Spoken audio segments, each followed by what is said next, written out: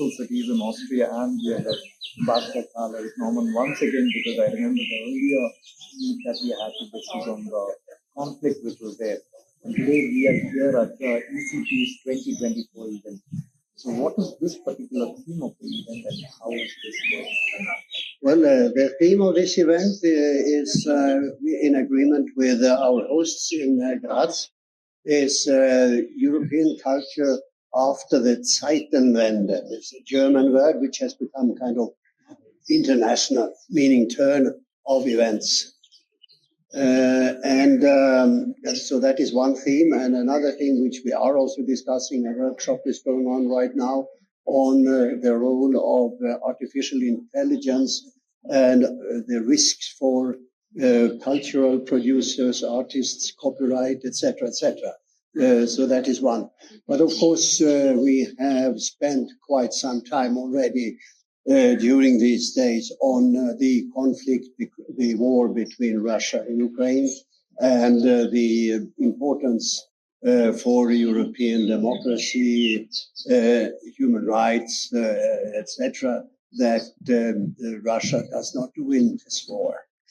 But we have also heard some interesting proposals on perhaps after the war how to find a solution which is somehow sustainable for the future, because we see so much hatred right now and so much absolute lack of compromise or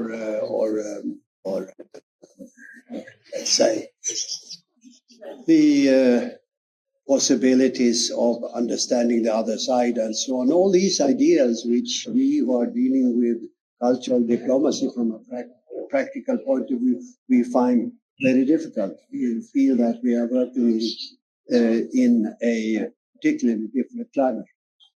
So this challenge is here, and most of, since I remember we had a conversation on during the Ukraine-Russia conflict, or like the occupation which happened now.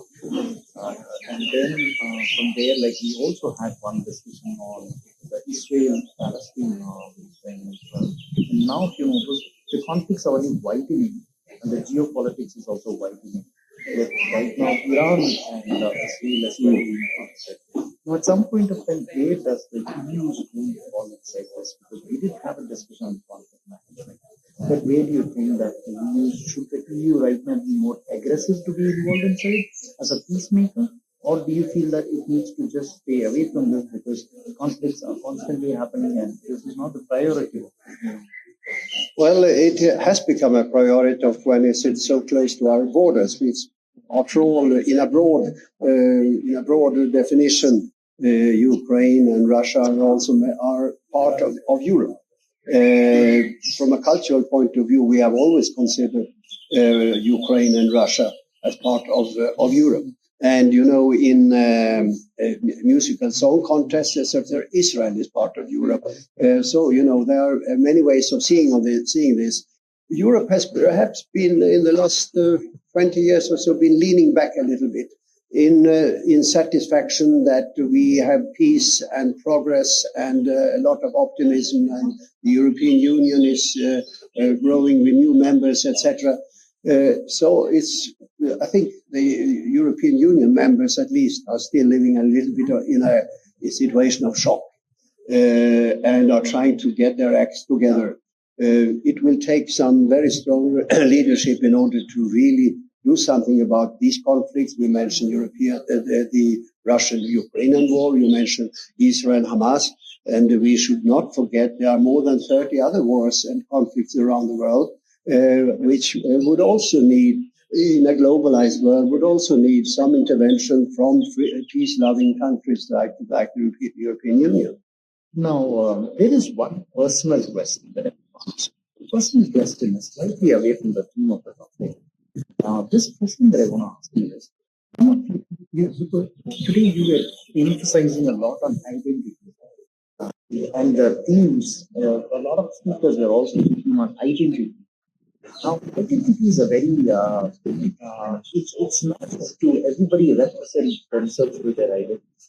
But at some point of time, there was a book which was written by Professor Amartya Sen, which was on identity and violence, where he mentions down that identity is one of the reasons where violence also comes down from, because the identity, when it becomes love, is beautiful, but then pride leads to jealousy, or like pride leads to hate as well sometimes, because it becomes like a challenge. And that's where the identities and the self-love quickly obsession, which leads to fanaticism and fundamentalism. Do you really show that identity is good, or do you think so? That identity is also the reason for the violence, which is challenging. I think there are a lot of problems with the identity issue. These identity politics is going too far. And it makes it more difficult to understand the world for us, like you and me, who try to understand the world. And this, because it was even easier before, let's say, before 1980, 1990, when so many things changed. And people start, some people say, even also researchers, that the class struggle is not anymore collective, it's individual. Because there are thousands, there are millions of different identities who feel disadvantaged and who want to fight for their rights. But how do you organize that? What trade union, what political party can take care of all these individual feelings of injustice? It is, of course, a world is more